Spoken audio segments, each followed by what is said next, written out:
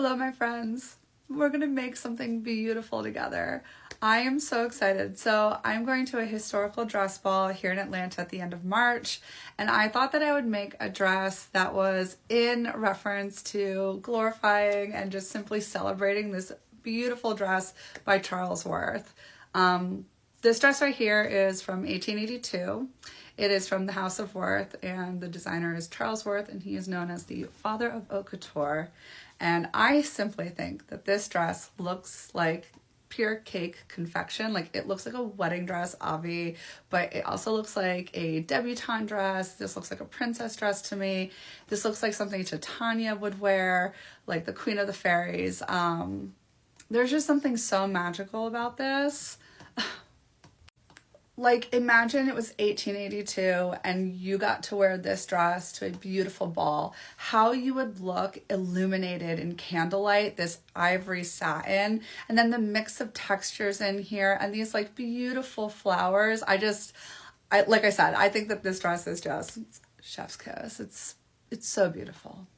So I'm going to make a childhood dream come true, and I'm going to make this dress for myself, and I'm going to take you guys along the journey with me.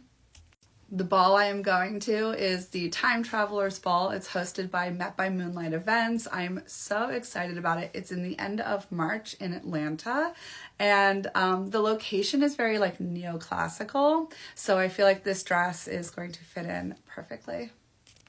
I also wanted to make something that was of the Gilded Age because I literally just binge watched again the Gilded Age season 1 and season 2. So good.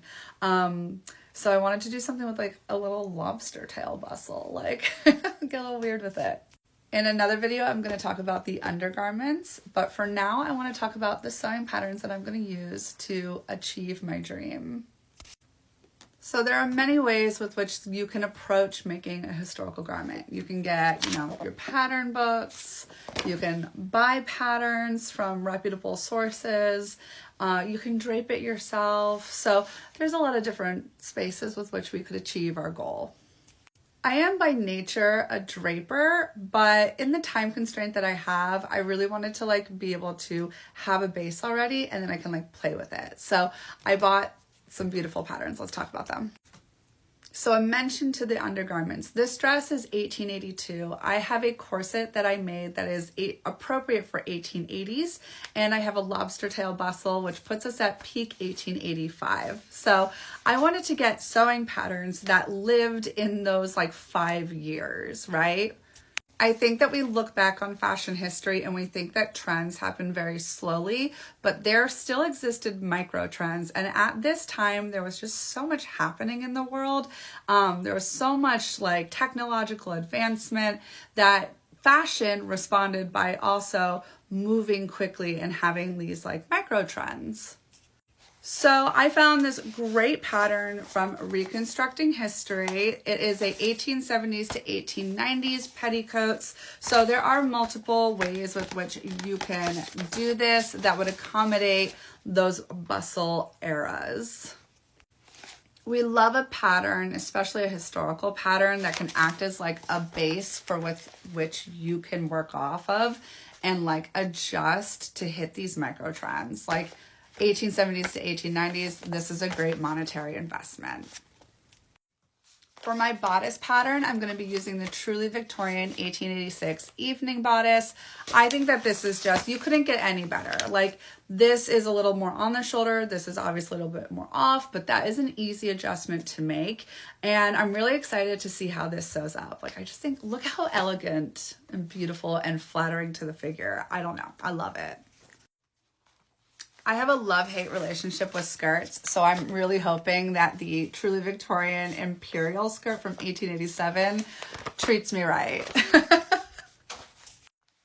Voluminous skirts like this, they take up so much fabric. There's a lot of draping. A lot of it is also instinct. They're beautiful when they're done right, and they are a pain in the butt to sew. Oh my God.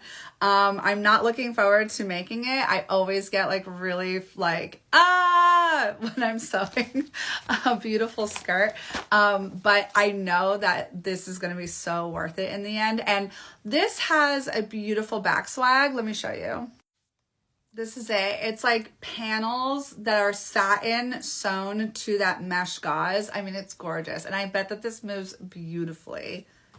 And so it will depend on time if I do something that is of that level of detail and craftsmanship, because that involves like cutting and splicing this pattern to make that happen. But if I don't, this pattern has a beautiful back swag as well. So I'm excited to kind of explore those options. And, you know, this is where like you can make a historical garment your own. All right, so that is my plan of attack of how I'm going to remake this beautiful garment. I'm super excited to show you guys the corset and the lobster tail bustle, and I'm very excited for the fabric to come in. Hopefully it comes in soon. So, yeah.